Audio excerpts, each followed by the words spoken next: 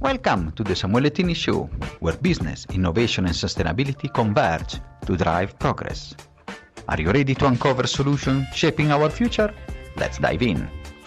Welcome to a new episode. Today on the show, we are going to discuss sustainability, and we are doing with somebody that is at the forefront of the sustainable movement and work in Kenya. So I'm very happy to have here today the Executive Director of Sustainable Kenya, so Luke Hayman. Luke, it's a pleasure to have you here today. It's a pleasure to be here. Thanks for having me, Stanley. And Luke, Sustainable Kenya, we want to understand how sustainability in emerging markets, is it a value? Is it a value for companies? Is it a value for consumers? But before going in depth, we want to know a bit more about you. What is your background and how you have become a sustainability expert? Great. Well, I'll start saying I've always been really fascinated by how ideas turn into real world change. So I've spent the last 15 years working in humanitarian and development programs, everything from refugee programs, community-led projects, multilateral programs. Most recently, I was working with Save the Children, investing in social enterprises. But one thing that always struck me was how much innovation already exists on the ground. So whether that's in a refugee camp or in a rural cooperative, people are constantly creating practical solutions to social or environmental challenges.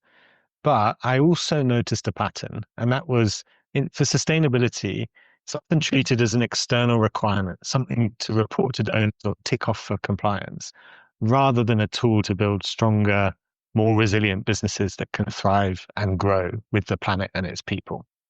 And at the same time, as you well know, sustainability, ESG, they sort of become buzzwords, and consumers are hearing it everywhere, but there's, particularly in emerging markets, there's often little proof or substance behind the claims. And so that gap erodes trust. And that was something that I felt, okay, this is something that I can add value in and something that I can work on and bridge that gap. I see some, from the NGO and the work and the innovation solving problems now to make sustainability, a core part of the offerings. And if I say, from this view, you have come now to Sustainable Kenya. So what is the problem that you are trying to solve, the pain that you have seen that needed Sustainable Kenyan, and how do you make it also practical? Yeah. So I talked a bit about that trust gap in my previous response. And I think there are 4 lessons that I took from those years of working in development programs and humanitarian. And that is, there's a real need for local ownership, for practical tools, for measurable impact, and for access to funding. And that's applicable just as much to sustainability as it is to development and humanitarian. And so I thought, if we could find a way to apply that to Kenyan enterprises at scale, there's a way of creating a whole movement in Kenya and beyond of a kind of Africa first sustainability for the enormous number of early stage, micro, small enterprises that make up this continent. And so I really wanted to connect that trust gap to connect there with businesses and consumers, to move beyond greenwashing to really genuine data-backed action. So that's really where we come in. So we're there to help businesses measure and communicate their impact in a credible, data-driven way. Our tools to translate global standards into short assessments in English, Swahili, other languages, and generate clear feedback. And critically, not just a score, but really specific steps to improve. And what we've learned along the way is that when sustainability becomes transparent like that, it builds both business resilience, but also consumer trust. Inherently leads to growth. So access to more consumers, access to other markets, access to finance. Let's dig a bit deeper into the tools. So because you are just an ecosystem enabler, if I can summarize it, and supporting companies, to embed sustainability, not just a nice to have, but something that you can build the businesses and work through your assessment. I'm sure also the role of AI, if you want to discuss that. So how does it work? So for a company that here maybe in Kenya or in the region, so how you are translating and how you are supporting the journey? And you mentioned that you do measurements. Do you also have a particular standard, or do you want to create your own standard? That's a great question on standards, Samuel. So I'll start there and then come back to kind of a typical a product walkthrough. So there are so many standards. There have been hundreds of standards created in the last few years. And so we're not particularly inspired or interested to create our own. Whereas at the same time, even in Kenya, there are so many different standards that can apply even within one sector. And so I think our approach has always been to look at what are the appropriate standards for the needs of a particular business and what they're trying to achieve, and how do we translate that and contextualize it to realistic questions. And so a typical journey starts really simply. A business clicks a link to our platform. They create a free account. They answer a short series of dynamic questions that adjust according to what they're answering. They're a mix of kind of open-ended and multiple choice. And we're even now adding the functionality where you can just sort of have a voice conversation. So like leaving a voice note. And then the questions are kind of like how they treat their staff, how they handle waste, how they use energy, etc. And as they respond, the AI model analyzes their answers and gives them kind of tailored guidance. For example, if they're a coffee processor using plastic packaging, it might suggest nearby circular packaging options. Or if they employ casual workers, could offer steps to improve contracts or safety measures. It also benchmarks their performance against their peers, which I'll come on to a bit later. And then we've also just added the functionality where you can even upload documents. For example, you could upload a sample contract, and that the model can kind of verify your claims, but also suggest improvements. So when they finish, they get a sustainability report. It includes a scorecard and a set of realistic next steps. And doing it like this shifts sustainability from being like a distant concept or a compliance process to daily practice. So they're not ticking these boxes. They're seeing it as something that improves how they operate, can increase efficiency, build stronger teams, and improve their communication with consumers. And one of your previous guests from Rome, Hans, talked about the green discount instead of a green premium. And we're totally aligned with this philosophy. We need to make sure for sustainability, businesses can become more efficient and access more growth opportunities through sustainability, rather than it being a burden that adds cost and complexity. And this is an interesting one. So let me go a bit deeper. So do you also, when you get the scorecard, are you also going to have to support the companies just to act on that? I mean, acting as consulting and supporting them as a sustainability part. And have you thought also to become a sort of connection or ecosystem enablers to support companies that have already maybe embarked in sustainability to help others, so to create those sort of connection? You mentioned before, let me be clear about the packaging. So we know that there are several companies doing maybe recycling. We had people here from other companies in Kenya and others that are doing wonders in sustainable packaging and others. So are you also doing this connection, a sort of B2B service? Yes, absolutely. And so once a report is generated, there's a lot of different options. A business can take those recommendations and act on them themselves. They can work with us to have more guidance and kind of a consulting approach.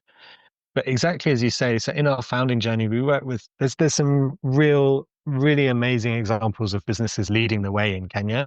Greenspoon, Rome, Forest Foods, Bio. And all of these businesses have played a role in our founding journey and participated in our kind of strategic design.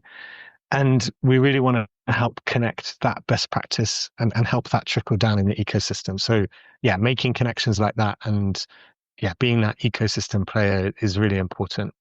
We're also designing at the moment an internship program with Strathmore University so that businesses can access interns to support with the implementation of recommendations with technical oversight and support from us. So, really keeping that price point really front of mind, that's often the major barrier.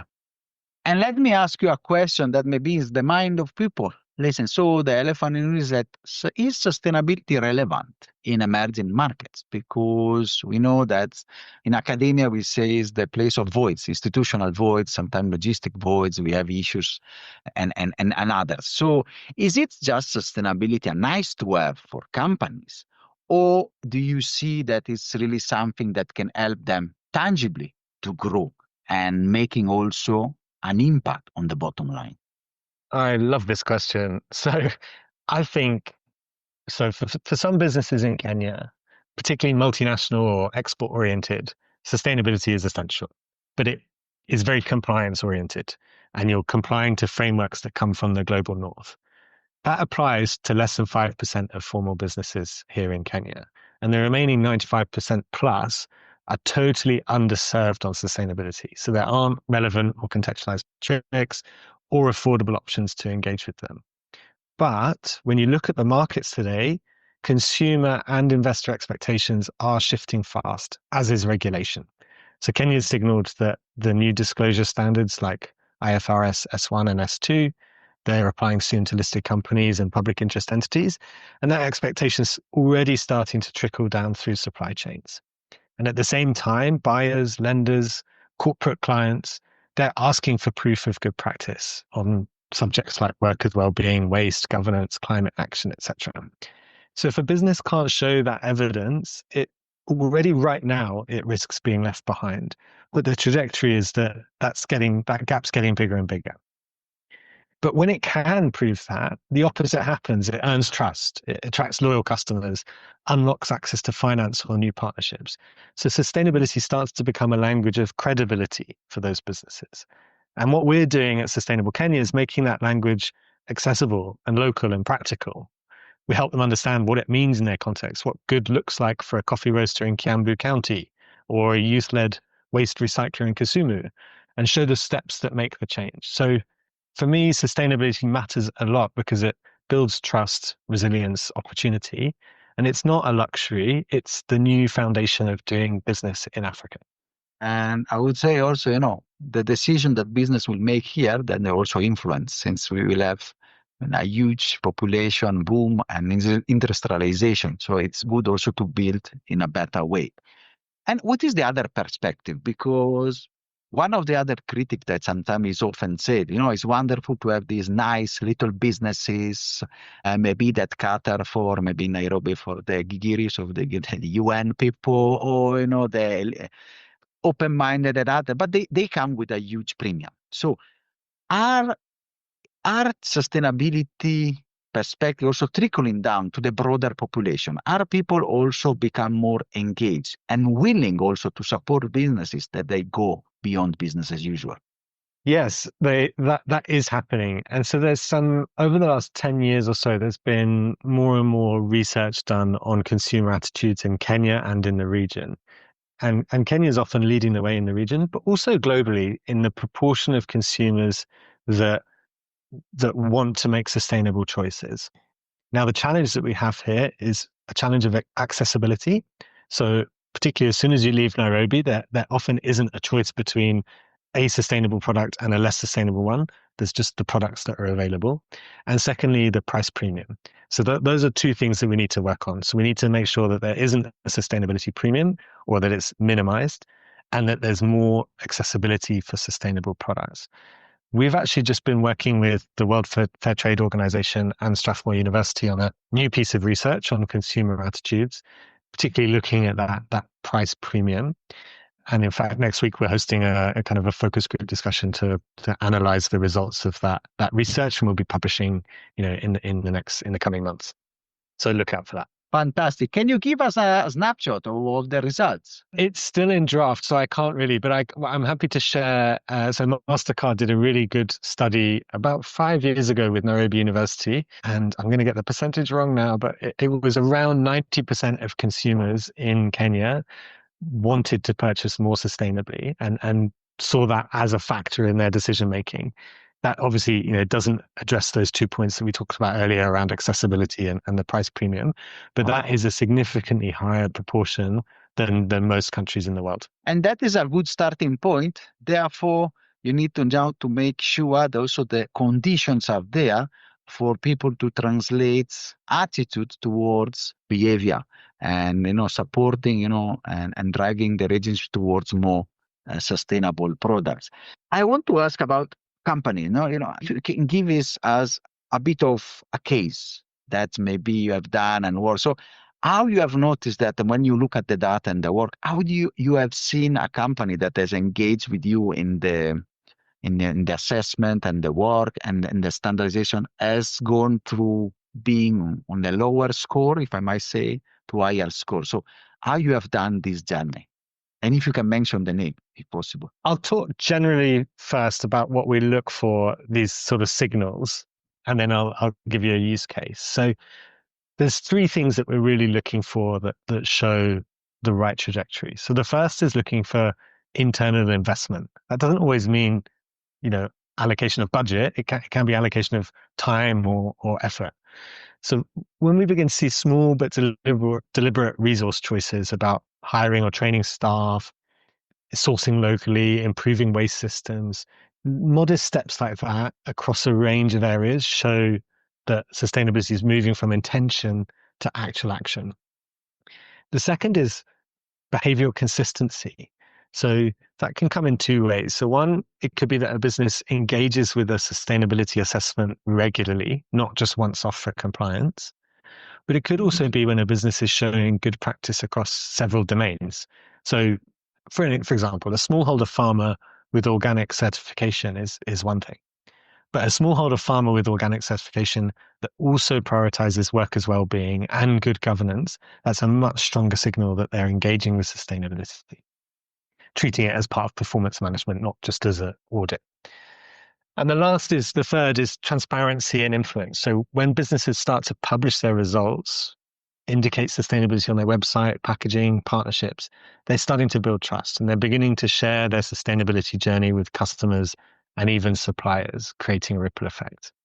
And so when those three things happen, the investment, the consistency, and the transparency, you know that there's a mindset shift. And it's become not about ticking boxes, it's become about owning their sustainability journey. And those are the ones that move from green claims to genuine data-backed credibility and loyal consumers. I'll give you one example of a business. So we've got a directory of sustainable businesses that's always growing to help connect consumers with businesses. And there's a great business on there that some of your listeners may know. They're called Forest Foods. They're an agroforestry farm that, they integrate and do a lot of intercropping. And they just, not only have they really cracked the farming aspect of creating nutritious products in a way that supports the land and the environment and organic production, but they also look at all of the different elements of their business and the impact it has. Their salad is coming in bags that are compostable and so on. And I think those journeys and finding the right ways to communicate those stories is so important for consumers as well as investors and banks. And that is a wonderful case. I have my synthropic farm also in my backyard. So, so two things that you mentioned that I want to pick into. So directory that links consumer. Can you expand on that? Because it might be an interesting starting point as a low-hanging fruit to have people that maybe they don't know which brand are sustainable or others to support. And the second one you mentioned at the beginning, about funding. And everybody that comes to the podcast discussing Africa, funding is a problem. So do you also act, since you got an awful lot of data and work with companies and discuss with them, are you also thinking, also connecting to become a connector or creating the bridge between those businesses, sometimes SMEs or others that are in the process of becoming, embedding sustainability in them, with funders that are sustainable oriented and they want to support with patient capital companies that do this transition? Yes, absolutely. So I'm going to do my main call to action at the end, but please, the interim one is please do check out our directory if you're a consumer in Kenya. And that was really that was the original genesis of this concept of sustainable Kenya is, I'm a consumer in Kenya and I don't know what choices to make. I give you a really basic example. Everyone, most people need to contract a waste collector for their household trash or their waste.